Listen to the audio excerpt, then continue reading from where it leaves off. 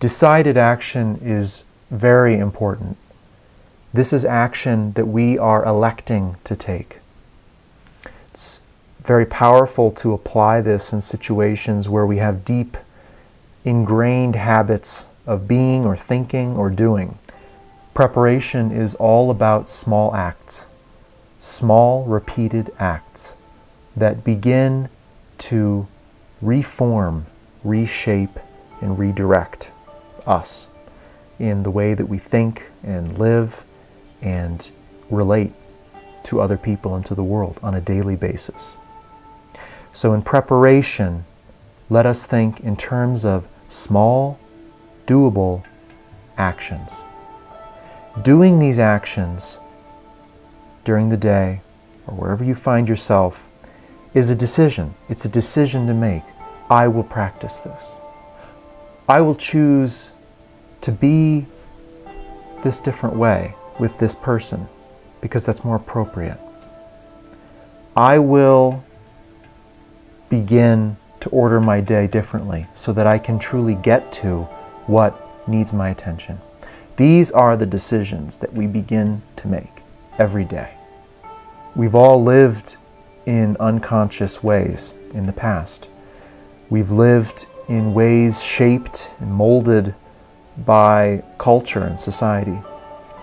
We've all experienced the fear and the fantasy that goes along with having a mind and a body here in this world, in this separate existence and experience. We have all strived to fulfill ourselves in some way, to find happiness perhaps, to find companionship, to be successful, to answer the big questions of life. We've all attempted some form of self-fulfillment. And all of these taken together have shaped who we are, or who we think we are, and how we are in the world. In some ways and in some cases, this does not serve us. In fact, this disables us from experiencing and following the deeper spiritual intelligence that lives within us, which the New Message from God calls knowledge. These ways of being, ways of thinking, ways of relating can impair our forward movement in life, can impair our ability to approach a higher calling, higher set of relationships, and a new and greater experience of life. So in essence, we do need to begin again. We need to begin again. To build a new foundation, a new basis of self-identity and self-esteem. Because we are worthy of a sacred life. But we need to know that we are worthy of that sacred life. If we think we are what we have done, if we think we are what the world has told us that we are, well, that's a pretty low estimation of our identity and value.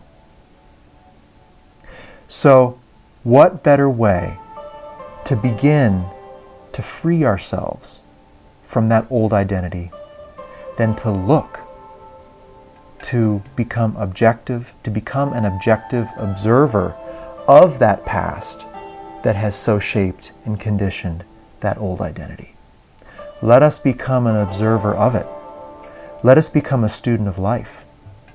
If we are a certain way in a certain situation, then that is. And it is. And it's true. We do, or we are, or we do think that way, or behave that way. And so let us become a student of that. And in so doing, you become an observer of what you thought you could only be. You become not quite in or rooted in what you thought you could only be. And this starts to generate a different experience of oneself. Instead of being trapped in a way of being, you actually now have a choice.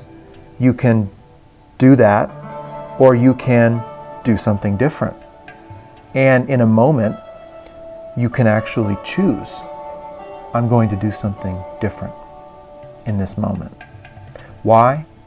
Because I know it's appropriate for me, it's healthy for me, it's honest for me, and it represents this sacred life, this revelation about the new and sacred life that we are receiving.